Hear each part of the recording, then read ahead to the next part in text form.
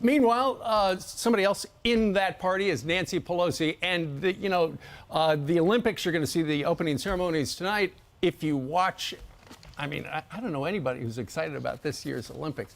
Here's the thing. They're being held in Beijing, China. And China is a very famous human rights violator for a variety of reasons. So the Speaker of the House had a message to these athletes who, after they compete, there's a press conference.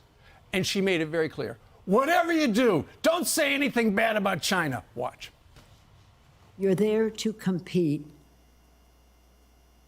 Do not risk incurring the anger of the Chinese government because they are ruthless. I know there is a temptation on the part of some to speak out while they are there.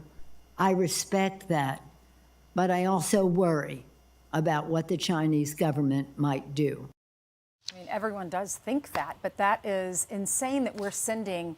We're actually taking part in this, and we're going to the right. Go there, participate in your sport, and keep your mouth closed. Yeah, at the press conference, don't say what you really think. Right. You will be asked by a reporter. Keep in mind, she can't say, "Hey, reporters, don't ask those questions," because that would be an infringement on a reporter. But she can say, "Hey, if you're representing the United States, don't say anything bad." Although, think about it: if you're an Olympic athlete and you are in front of the world's press, that is the #1 time to say something. Because after the Olympics, and that's what they're suggesting, wait till you get home. Nobody's going to care then. When you're right there, that would be the maximum time to do it. That's exactly what Enes Kanter, Freedom. Remember, he's from Turkey, got his citizenship, changed his name to Freedom. Listen to what he said. I mean, I actually did saw that video just 30 minutes ago, and it did broke my heart because, athletes, I feel like, needs to use their platform to bring awareness of what's going on around the world. And obviously, China right now is the biggest human rights abuses in the world. And so I feel like, to all the athletes, my message is, while you're there, take a one or 2 day and visit the concentration camps if you can, see what Tibetans or Hong Kongers are going through. Take another trip to Taiwan and see what democracy means. So when I saw that video, it definitely did break my heart. So yeah, right. And he was talking about Yao Ming, and he said Yao Ming, the big 7'5" Chinese, former Houston Rocket Chinese national, he came out and he kind of challenged Enes Kanter and then invited him over. And then Enes goes, "Sounds good, I'll come over. Let's make sure we go see the Uyghurs, and let's go visit Hong Kong." And then he blocked him on Twitter. So I guess then he just called him out as a big man who's actually small.